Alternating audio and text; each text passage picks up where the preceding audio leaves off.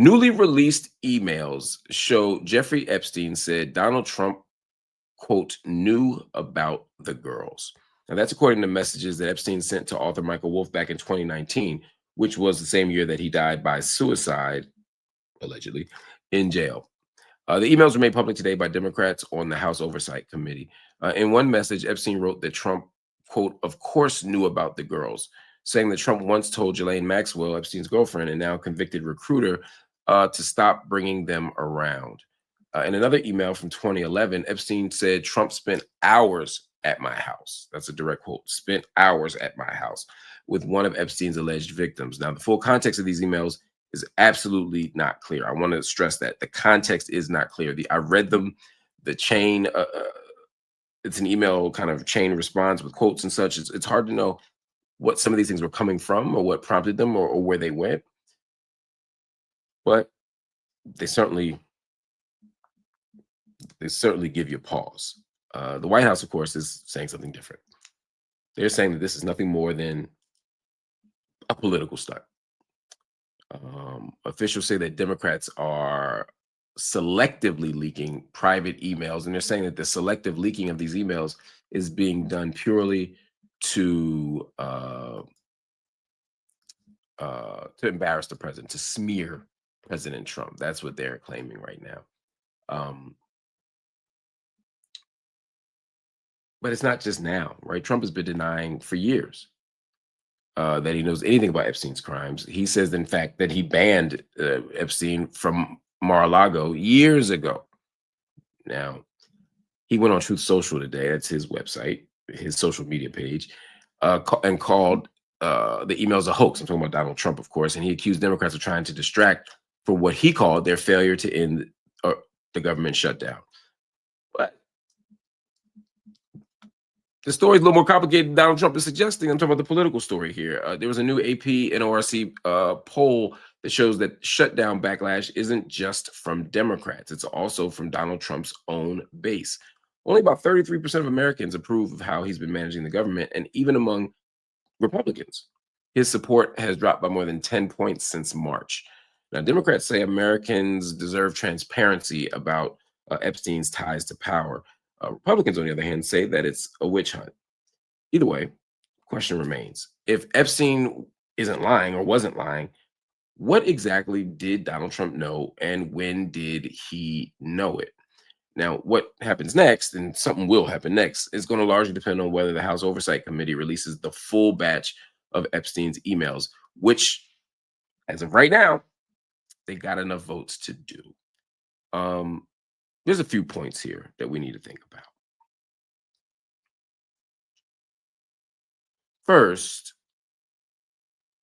everybody lying. I don't know how to say it. Everybody lying.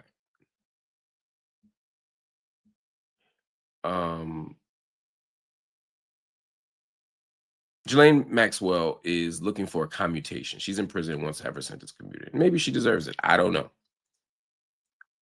What I do know is she's been standing tall for Donald Trump. And Donald Trump is the person who can get her out of prison. So if Donald Trump the person that can get you out of prison, then yeah, I suspect you will be unwilling and or unable to hold Donald Trump accountable for anything. You can watch him jaywalk and you'll say he ain't do it. You know what I mean? You just ain't risking it.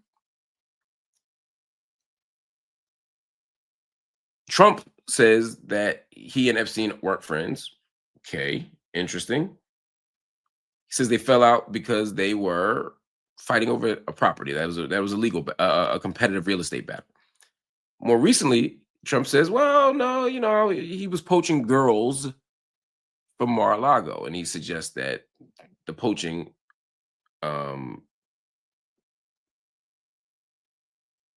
is connected to some of Epstein's crimes, meaning he was doing some wild shit and I tried to stop it, which is different than saying I ain't know nothing. Somebody said, Mark, she molested kids. She definitely does not deserve it. If Ghislaine Maxwell molested kids, obviously she doesn't deserve a commutation. My whole point is not this. I agree. I don't want to look like I'm splitting hairs here. No, I agree wholeheartedly. If If that's what she did, then she does it. My understanding, and I admittedly haven't followed the case close enough to have an opinion on it. That's what I'm saying. If um, is that she's saying that isn't what happened. But if she is in fact guilty of what she's accused of, then yeah, she doesn't deserve one. Let me be clear about that. I'm sort of focusing on the because she's accused of trafficking, right? And I think what's been complicated, and again, y'all can update me on this, y'all can correct me on this, y'all can give me um the breakdown on it, and we'll bring some guests on who can get into um greater insight into it. Um, what she's accused of seems to be directly tied to um, claims and lists and evidence that don't seem to be available for a bunch of people.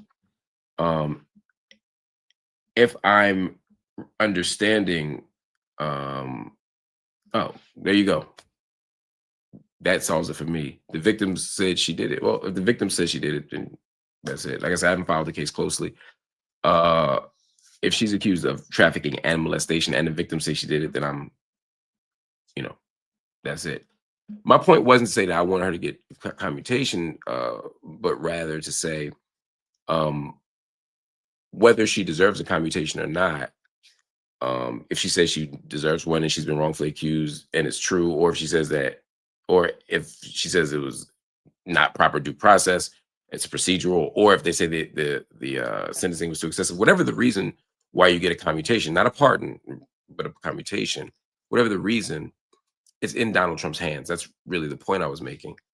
Um, and I believe y'all when y'all say she don't deserve it. But the point still remains: Donald Trump can give her one, and Donald Trump has certainly used his pardons for terrible people, as has Joe Biden, as have other presidents. So she's not going to tell the truth because she has an investment in supporting Donald Trump's narrative. Donald Trump has told two different stories. So if we don't believe Maxwell and we don't believe Trump, who do we believe here? Epstein is dead, and by all accounts, he's a piece of human garbage, right? Who do we believe? Um, the only way to get at the truth is to release all the paperwork. Now I know judges have control over some of that paperwork, maybe somewhere between 3 and 10% of it, but Congress has the ability now to release the paperwork. And um, when they do, if they do, we'll finally be able to piece this thing together. Now, the assumption or the argument, I don't know what the assumption is, the argument from Republicans over the last day has been, well, Donald Trump is just being smeared here. I don't know about that. It's very clear that Donald Trump knows more than he has said because he's already told us more than he said. That's just an objective fact, right? Donald Trump said X, and then he said X plus 10. So he knew more than he initially said when he said he only knew X. Now, whether he was just aware of awful things happening or whether he was doing awful things, I don't know. I don't think obviously either is okay, but it's not clear from the information we've gotten even today how gross Donald Trump has been in this matter. Is he a little gross? Is he really gross? Or is he super gross? Is he directly involved in crimes or is he just aware of crimes? I don't know. Again, that's why I want to see the evidence. I don't put anything past Donald Trump.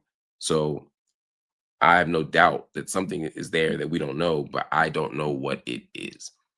There's another piece of this though, because Republicans are saying, wait a minute, if the Democrats have a smoking gun and they know Donald Trump did this awful shit, why do you think they didn't release it last year during the presidential race? Joe Biden could have released it. Kamala Harris could have released it. If they had a smoking gun, they would have got Trump up out of here.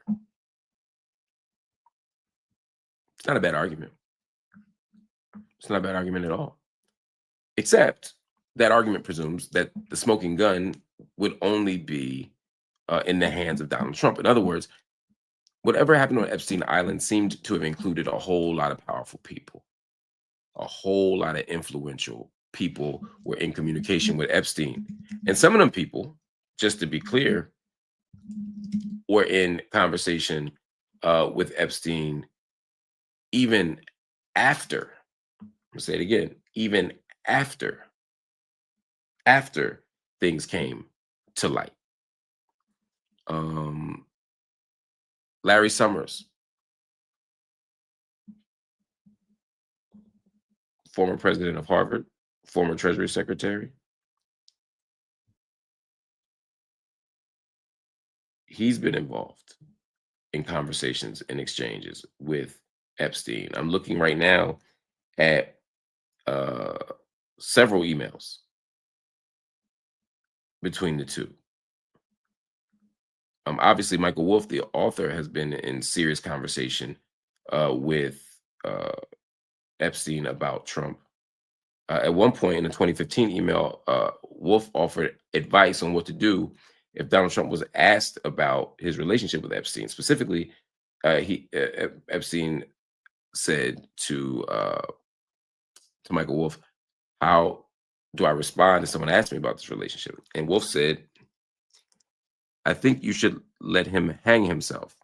If Trump says he hasn't been on a plane to the house, then that gives you a valuable PR and political currency." So he's basically saying you can play it one way or the other, right? You could, because you can either say, you can either support him and he owes you, or you can sink him, whatever you want to do.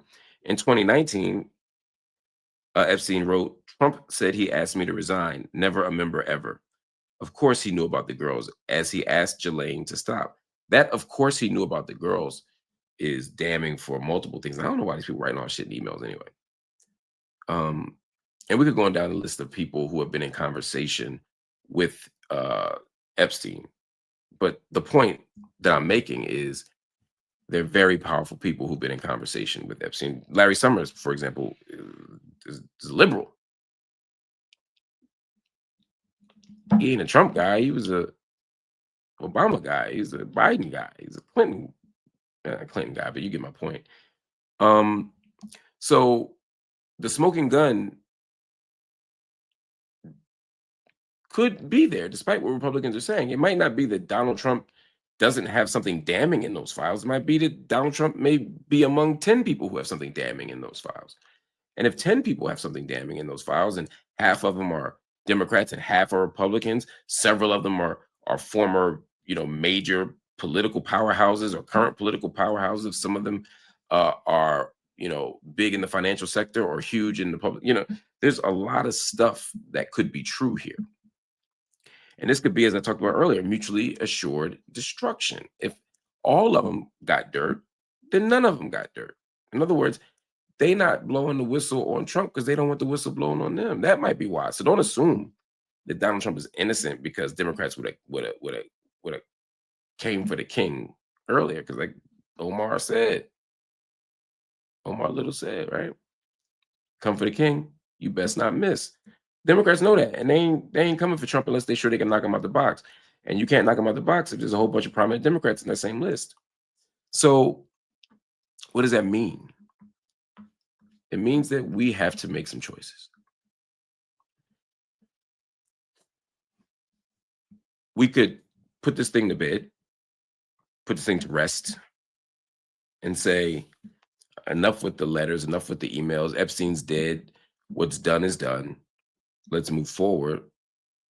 Or we could do something different. And I don't advise the first thing, because letting this die sounds okay until you realize that there are victims here. There are thousands, hundreds or thousands of victims here who deserve justice.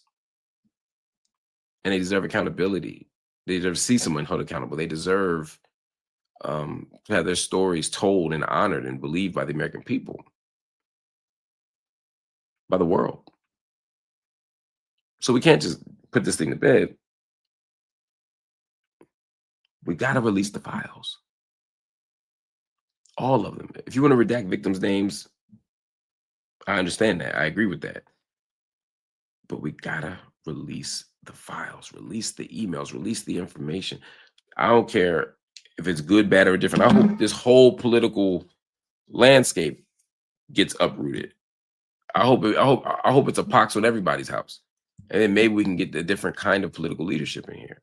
I'm okay with that. I'm okay with that.